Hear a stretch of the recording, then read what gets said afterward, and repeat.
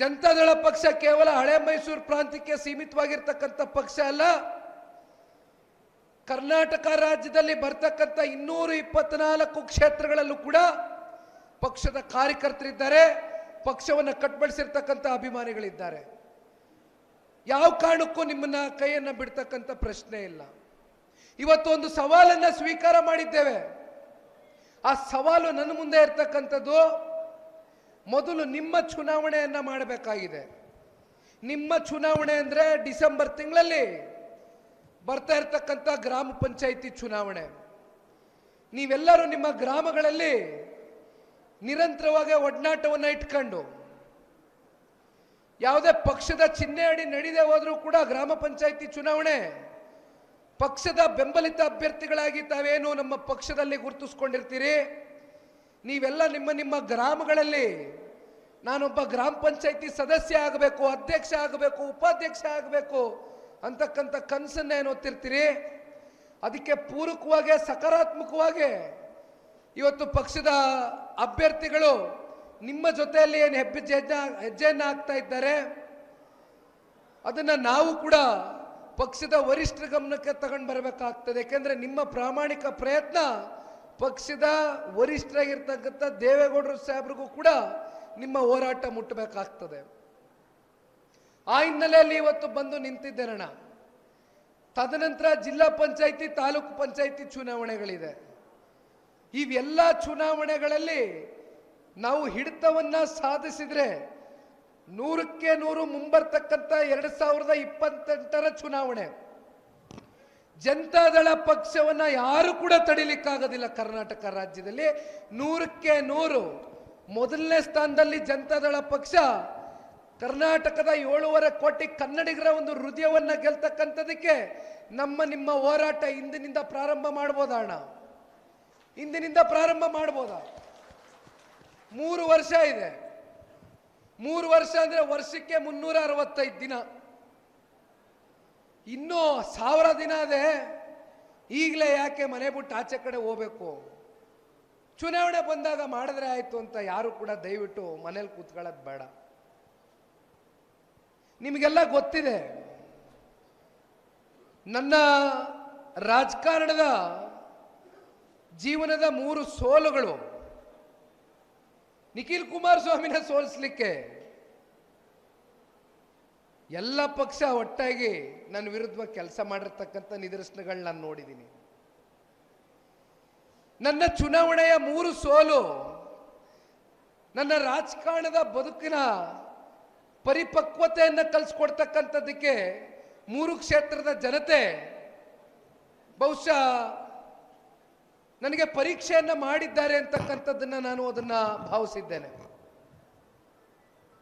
ಜನ ನನಗೆ ಮತ ನೀಡಿದ್ದಾರೆ, ಆಶೀರ್ವಾದ ಮಾಡಿದ್ದಾರೆ. ಎಲ್ಲೋದ್ರೂ ಕೂಡ ಹೃದಯದಲ್ಲಿ ಒಂದು ಸ್ಥಾನ ಕೊಡ್ತಾರೆ, ನಿಖಿಲ್ ಕುಮಾರಸ್ವಾಮಿ ಬಂದ, ನಿಖಿಲ್ ಕುಮಾರಸ್ವಾಮಿ ಬಂದ.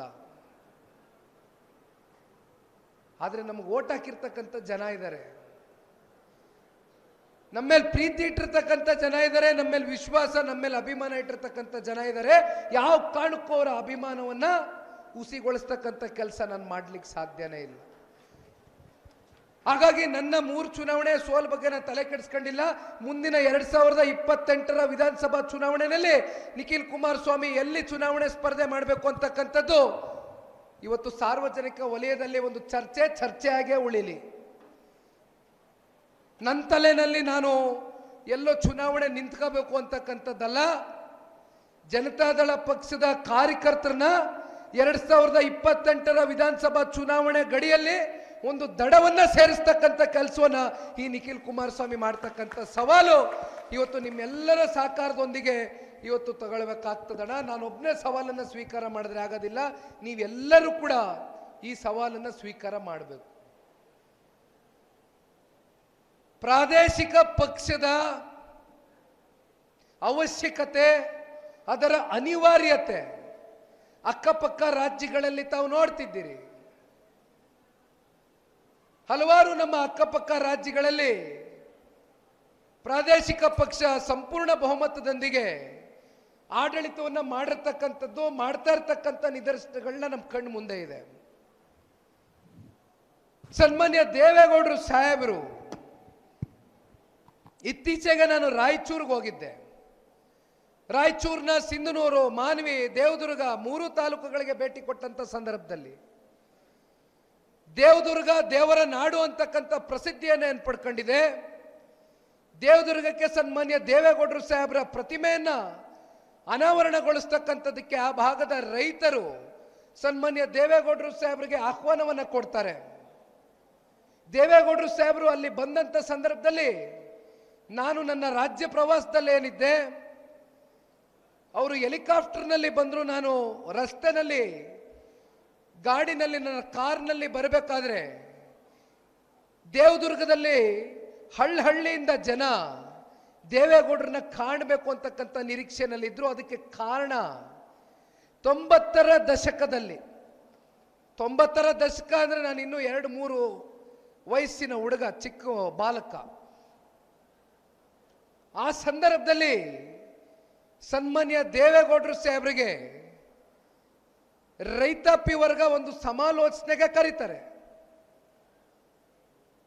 ದೇವದುರ್ಗ ಏಷ್ಯಾದಲ್ಲೇ ಬಹಳ ಹಿಂದುಳಿದಂತ ತಾಲೂಕಾಗಿತ್ತು. ಅದಕ್ಕೆ ಕಾರಣ ಸಂಪೂರ್ಣವಾಗಿ ಎಲ್ಲಿ ನೋಡಿದ್ರು ಕೂಡ ಬರಡು ಭೂಮಿ ಆಗಿತ್ತು.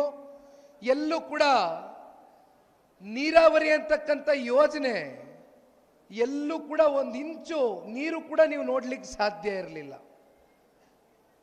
ಸನ್ಮಾನ್ಯ ದೇವೇಗೌಡರು ಸಾಹೇಬರು 91-92ರಲ್ಲಿ ಆ ತಾಲೂಕಿಗೆ ಭೇಟಿ ಕೊಟ್ಟಾಗ ಆ ಭಾಗದ ರೈತರು ಸನ್ಮಾನ್ಯ ದೇವೇಗೌಡರು ಸಾಹೇಬರಿಗೆ ನಮ್ಮ ರೈತರು ಯಾವ ರೀತಿ ಆ ತಾಲೂಕಿನಲ್ಲಿ ಬದುಕ್ತಾ ಇದ್ದಾರೆ ಅಂತಕ್ಕಂಥದ್ರ ಬಗ್ಗೆ ಚಿತ್ರಣ ಅವ್ರ ಮುಂದೆ ಇಟ್ಟಂತ ಸಂದರ್ಭದಲ್ಲಿ ಸನ್ಮಾನ್ಯ ದೇವೇಗೌಡರು ಸಾಹೇಬರು ಅವ್ರಿಗೆ ಒಂದು ಮಾತನ್ನ ಕೊಡ್ತಾರೆ. ಮುಂದಿನ ದಿನಗಳಲ್ಲಿ ಏನಾದರೂ ಸನ್ಮಾನ್ಯ ದೇವೇಗೌಡರು ಸಾಹೇಬರ ಪಕ್ಷ ಹಾಗೂ ದೇವೇಗೌಡರು ಸಾಹೇಬರು ಅಂದು ರಾಜ್ಯದ ಮುಖ್ಯಮಂತ್ರಿಗಳಾಗಿದ್ದೇ ನನಗೆ ಅವಕಾಶ ಸಿಕ್ತಂತ ಸಂದರ್ಭದಲ್ಲಿ ಸಂಪೂರ್ಣವಾಗಿ ಈ ಭಾಗದಲ್ಲಿ ನೀರಾವರಿಯನ್ನು ಮಾಡಿಕೊಡ್ತೇನೆ ಅಂದ್ರು. ಅವರ ಕೊಟ್ಟ ಮಾತಂತೆ 1994ರಲ್ಲಿ ಪ್ರಪ್ರಥಮವಾಗಿ ಜನತಾ ಪಕ್ಷ ಅಧಿಕಾರಕ್ಕೆ ಬಂದು ಸನ್ಮಾನ್ಯ ದೇವೇಗೌಡರು ಸಾಹೇಬರು ಮೊದಲನೇ ಬಾರಿ ಈ ರಾಜ್ಯದ ಮುಖ್ಯಮಂತ್ರಿಗಳಾದಂಥ ಸಂದರ್ಭದಲ್ಲಿ ಕೃಷ್ಣಾ ನದಿಯ ಮೇಲ್ದಂಡ ಯೋಜನೆ ಏನಿದೆ, ಬಲದಂಡ ನಾಲೆ, ನಾರಾಯಣಪುರ ಕಾಲುವೆ ಮೂಲಕ ಅವರು ಮಾಡಿರ್ತಕ್ಕಂಥ ನೀರಾವರಿ ಇವತ್ತಿಗೂ ಕೂಡ ಶಾಶ್ವತವಾಗಿ ದೇವದುರ್ಗದಲ್ಲಿ ನೀವು ಯಾವುದೇ ರೈತಾಪಿ ವರ್ಗದ ಜಮೀನನ್ನ ನೋಡಿ ಎಲ್ಲಿ ನೋಡಿದ್ರು ಕೂಡ ಇವತ್ತು ಹೆಸರು ಕಾಣುತ್ತದೆ. ಯಾರಾದರೂ ಕರ್ನಾಟಕ ರಾಜ್ಯದಲ್ಲಿ, ನಮ್ಮ ಭಾರತ ದೇಶದಲ್ಲಿ ಆಧುನಿಕ ಭಗೀರಥ ಅಂತಕ್ಕಂಥದ್ದು ಯಾರಾದರೂ ಇದ್ದರೆ ಆ ಬಿರುದು ಹೋಗ್ಬೇಕಾಗಿರ್ತಕ್ಕಂಥದ್ದು ಸನ್ಮಾನ್ಯ ದೇವೇಗೌಡರು ಸಾಹೇಬರಿಗೆ, ಆ ಕೀರ್ತಿ ಸಲ್ಲಬೇಕಾಗಿರ್ತಕ್ಕಂಥದ್ದು ಸನ್ಮಾನ್ಯ ದೇವೇಗೌಡರು ಸಾಹೇಬರಿಗೆ. ಅನೇಕ ಕೆಲಸ ಕಾರ್ಯಗಳು, ಅನೇಕ ಕಾಮಗಾರಿಗಳು, ಅನೇಕ ಯೋಜನೆಗಳು, ಸಾಕಷ್ಟು ವಿಚಾರಗಳಿದೆ ಇವತ್ತು ಚರ್ಚೆ ಮಾಡ್ತಕ್ಕಂಥದಕ್ಕೆ. ನಾನು ಹೇಳ್ತಾ ಇದ್ದೆ ನಿಮಗೆ, ಅಕ್ಕಪಕ್ಕ ರಾಜ್ಯದಲ್ಲಿ ಪ್ರಾದೇಶಿಕ ಪಕ್ಷ ಆಡಳಿತ ಮಾಡ್ತಾ ಇದ್ದಾರೆ, ಸಂಪೂರ್ಣ ಬಹುಮತದೊಂದಿಗೆ ಆಡಳಿತ ಮಾಡ್ತಾ ಇದ್ದಾರೆ. ಆದರೆ ಯಾತಕ್ಕೋಸ್ಕರ ಇಲ್ಲಿಯವರೆಗೂ ಜನತಾದಳ ಪಕ್ಷ ಸನ್ಮಾನ್ಯ ಕುಮಾರಣ್ಣವರು ಮುಖ್ಯಮಂತ್ರಿಗಳಾದರು, 2 ಬಾರಿ ಮುಖ್ಯಮಂತ್ರಿಗಳಾದರು, ಒಮ್ಮೆ 20 ತಿಂಗಳು, ಮತ್ತೊಮ್ಮೆ 14 ತಿಂಗಳು. ಕೇವಲ 34 ತಿಂಗಳಲ್ಲಿ ನಾನು ಇತ್ತೀಚೆಗೆ ಮಾನ್ವಿ ಬಗ್ಗೆ ಒಂದು ವಿಚಾರವನ್ನು ತಿಳಿಸ್ತೇನೆ. ದೇವದುರ್ಗಕ್ಕೆ ಹೋಗೋಕ್ಕಿಂತ ಮುಂಚೆ ನಾನು ಮಾನ್ವಿಗೆ ಹೋಗಿದ್ದೆ. ಅಲ್ಲಿ ಒಂದು ಸಣ್ಣ ಹುಡುಗಿ, ಈಗ ಆ ಹುಡುಗಿಗೆ 20 ವರ್ಷ. ಆ ಹುಡುಗಿ ಒಂದು ಪತ್ರ ಬರೆದಿತ್ತು, ಆ ಹೆಣ್ಮಗಳು ಕುಮಾರಣ್ಣ ಅವರಿಗೆ ಮನದಾಳದ ಒಂದು ಪತ್ರವನ್ನು ಬರೆದಿತ್ತು ಆ ಹೆಣ್ಮಗಳು. ಆ ಪತ್ರದಲ್ಲಿ ಇದ್ದಂಥ ಸಾರಾಂಶ 2005ರಲ್ಲಿ ಆ ಹೆಣ್ಣುಮಗಳು ಏನ್ ಜನಿಸಿತ್ತು, ಆ ಸಂದರ್ಭದಲ್ಲಿ ಸನ್ಮಾನ್ಯ ಕುಮಾರಣ್ಣವರು ಈ ರಾಜ್ಯದ ಮುಖ್ಯಮಂತ್ರಿಗಳಾಗಿದ್ರು. ಆಗ ಅವರೊಂದು ಕಾರ್ಯಕ್ರಮವನ್ನು ಕೊಟ್ಟರು, ಭಾಗ್ಯಲಕ್ಷ್ಮಿ ಬಾಂಡ್ ಅಂತ, ಭಾಗ್ಯಲಕ್ಷ್ಮಿ ಯೋಜನೆ ಅಂತ ಒಂದು ಕಾರ್ಯಕ್ರಮ ಕೊಟ್ಟರು. ಆ ಕಾರ್ಯಕ್ರಮದ ಫಲಾನುಭವಿಯ ಫಲವನ್ನ ಈಗ ಉಣ್ತಾ ಇರ್ತಕ್ಕಂಥದ್ದು ಆ ಹೆಣ್ಣು ಮಗಳು ಭಾಗ್ಯಲಕ್ಷ್ಮಿ ಬಾಂಡ್ ಮೂಲಕ. ನಿಜವಾದ ಮಹಿಳೆಯರ ಸಬಲೀಕರಣ ಮಾಡಬೇಕು ಅಂತಕ್ಕಂಥದ್ದಾದ್ರೆ ಅವರ ಜೀವನವನ್ನು, ಅವರ ಬದುಕನ್ನು ಅವರ ಸ್ವಂತ ಕಾಲ ಮೇಲೆ ನಿಲ್ತಕ್ಕಂಥದ್ದು ಮಾಡಬೇಕಾಗಿದೆ. ಸ್ವಾವಲಂಬಿಗಳಾಗಿ ಸ್ವಾಭಿಮಾನದಿಂದ ಇವತ್ತು ಹೆಣ್ಣು ಮಕ್ಕಳಿರ್ಬೋದು, ಯುವಕರಿರ್ಬೋದು, ಅವರ ಬದುಕನ್ನು ಕಟ್ಕೊಡ್ಬೇಕಾಗಿದೆ.